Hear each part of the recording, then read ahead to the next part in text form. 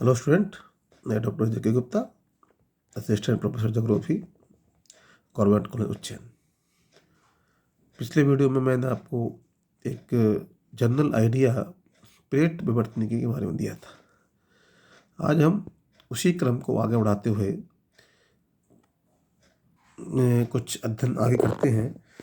पिछली बार मैंने आपको बताया था कि प्लेट जो शब्द की उत्पत्ति हुई, प्लेट शब्द जो जिसने सर्वप्रथम यूज किया वो था टूजो विल्सन। ठीक है। अब वो प्रश्न उठता है कि आखिर प्लेट ये जो आया है, प्लेट शब्द यूज कर रहे हैं, सब प्लेट प्लेट यह है क्या। तो देखिए, पृथ्वी का जो बाह्य भाग है, अपर पार्ट जो है बाह्य भाग पृथ्वी का, वो उसमें भूपटल है। ठीक है, जो क्रस्ट है। ठीक है, और उसके नीचे मेंटल है। ठीक है, हमने पहले कहा था क्रस्ट, मेंटल, ठीक है, और कोर। तो भूपटल और मेंटल का ऊपरी भाग, इन दोनों के जो स्तर है इनको बोलते हैं स्थल मंडल, लिथोस्फीयर बोलते हैं इसको। आप लिख लीजिए, लिथोस्फीयर, स्थल मंडल या लिथोस्फीयर। ठीक है, यानी कि लिथो आप स्थल मंडल क्या होता है। देखिए, मैं उस दिन पहले जब चैप्टर बताया था आपको, मैंने पढ़ाया था पृथ्वी की आंतरिक संरचना, बताया था आपको पृथ्वी की 3 बताई थी परत आपको। ऊपरी तो बोलते हैं उसको क्रस्ट या भूपटल, उसके नीचे मेंटल और उसके नीचे कोर।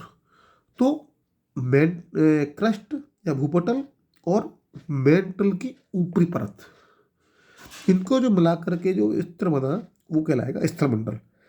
और ये जो स्थलमंडल है ये बहुत कठोर, रिजिड जिसको बोल सकते हैं, और दृढ़ स्थिर भूखंडों से निर्मित है।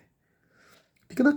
और ये जो कठोर और दृढ़ भूखंड है, इन्हीं कठोर और दृढ़ भूखंडों को हम प्लेट कहते हैं। समझ में आई। तो प्लेट क्या हुआ, वास्तव में प्लेट एक कठोर और दृढ़ भूखंड हुआ। ठीक है, और इन जो प्लेट के अध्ययन है, ठीक है, या अपन ये कह सकते हैं कि जो इन प्लेट है, ये भूखंड है, ये इनके किनारों पर हलचल होती है, लगातार कुछ ना कुछ घटत होता रहता है। इसे कहते हैं विवर्तनिकी, विवर्तन। विवर्तन मतलब होता है एक तरह से टेक्टोनिक, तो विवर्तन होता है। ठीक है, जैसे ज्वालामुखी हुआ, भूकंप हुआ, इस तरह की क्रियाएं और भी पृथ्वी के आंतरिक भागों में होने वाली क्रिया है, ये सब ये जो स्थिर भूखंड है इनके किनारों पर ही होती है। तो इसे कहते हैं विवर्तनिकी। ठीक है, तो इस प्रकार अपन ये कह सकते हैं कि प्लेटों की गति, प्लेटों का जो अध्ययन हुआ, क्योंकि ये प्लेट स्थिर नहीं है, ये प्लेट लगातार गतिशील है, मूवमेंट होता है प्लेटों में।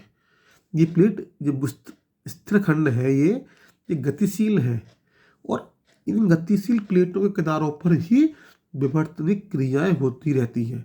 तो इनसे संबंधित जो अध्ययन है, इसी अध्ययन को अपन प्लेट विवर्तनिकी या प्लेट टेक्टोनिक कहते हैं। समझ गए आप। ठीक है, आप लिख सकते हो बोले, प्लेटों की गति के संपूर्ण क्रम को प्लेट विवर्तनिकी कहते हैं। ठीक है, एक एक सिद्धांत है इसमें, साइंस में, आयलर सिद्धांत। ठीक है, उसको डिटेल के बारे में अपन को नहीं पढ़ना, कभी कभी क्वेश्चन आ जाता है, इसलिए मैं आपको इसको यहाँ कोड कर रहा हूँ। तो एक इसमें हम जो मानते हैं कि प्लेट घूमती है या प्लेटों की क्रिया होती, भ्रमण क्रिया होती है, वो आयलर के सिद्धांत का अनुसरण करते हुए ही मानी गई है। आयलर सिद्धांत होता है उसके अंदर। ठीक है ना, तो ये उसके हिसाब से मानी गई है। तो आप भी मान लीजिए करीब स्पष्टीकरण लगभग 1960 से ही, इस 65 से मान लीजिए, अपन इस बारे में प्रयास चल रहे थे कि प्लेट का कितनी है, क्या है, प्लेट होती क्या है। तो इस बारे में मैं पहले उस दिन पिछले उसमें वीडियो में बताया था आपको मैंने कि सबसे पहले मॉर्गन और ली पिशान, इन्होंने 1968 में, ठीक है, प्लेट विवर्तनिकी के जो संबंधित जो मेन मुख्य मुख्य मुद्दे थे या मुख्य बिंदु थे या मुख्य अध्ययन बिंदु थे, उन पर प्रकाश डाला।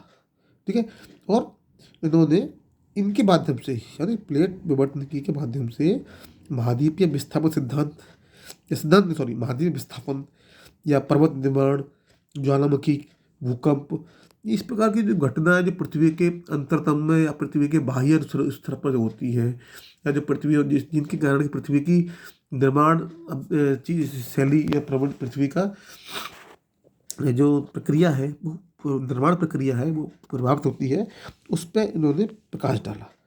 ठीक है। और एक ये यहाँ पर एक बात और बताऊँ आपको लोगों को मैं, कि प्लेट विवर्तन की कोई एक विद्वान का ये इसमें निष्कर्ष या सिद्धांत नहीं है। ये एक्चुअली बहुत सारे विद्वानों ने इस बारे में, ये तो एक मुख्य रूप से एक अध्ययन हो गया जिसमें अलग अलग विद्वानों ने अपना अपना योगदान दिया है। ठीक है ना।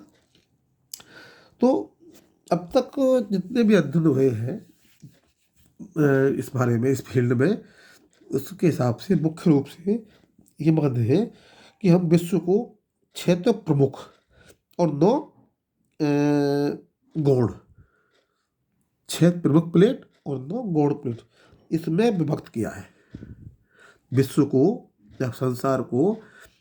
या अपन मुख्य रूप से मॉर्गन का नाम इसमें आता है। मॉर्गन ने 6 जो प्रमुख प्लेटों में, प्रमुख मतलब होता है जो बड़ी है, अपेक्षाकृत स्थिर है और दृढ़ है, वो ऐसी भूखंड, विशाल जो भूखंड है जिसमें कोई टूट वूट नहीं, बीच में नहीं है, उसको बोला है उन्होंने प्रधान भूखंड या प्रमुख भूखंड। ठीक है। तो ये 6 प्लेट आप लिख लें, मैं लिखा रहा हूँ आपको। ये जो विश्व को 6 प्रमुख और 9 गौण प्लेटों में विभक्त किया गया है। जो प्रमुख प्लेटें हैं उनमें है यूरेशियन प्लेट। ठीक है, यानी यूरोप और एशिया के भाग है यूरेशिया, वो प्लेट। नंबर 2 अफ्रीकन प्लेट, यानी इसके अंदर पूरा अफ्रीका जो महाद्वीप है वो आ जाता है। तीसरी भारतीय प्लेट, इसमें हिमालय से नीचे जो इंडियन वाला पार्ट है वो पूरा इसके अंदर आता है। ठीक है। चौथी है अंटार्कटिका प्लेट, या जो अंटार्कटिका महाद्वीप है वो वाली अंटार्कटिका प्लेट। पांचवी प्रशांत महासागरीय प्लेट। ठीक है। अब आप कहेंगे सर मेरे तो महासागर समुद्र हो गया, समुद्र के नीचे तो स्थल मंडल है, तो वो तो स्थिर है और दृढ़ है, तो वो जो नीचे का हिस्सा वो प्लेट यहाँ पर वो है इसका। ठीक है। और छठी है अमेरिकन प्लेट, इसमें दोनों अमेरिका शामिल हो जाते हैं। तो ये 6 जो प्लेट है ये है प्रधान प्लेट है।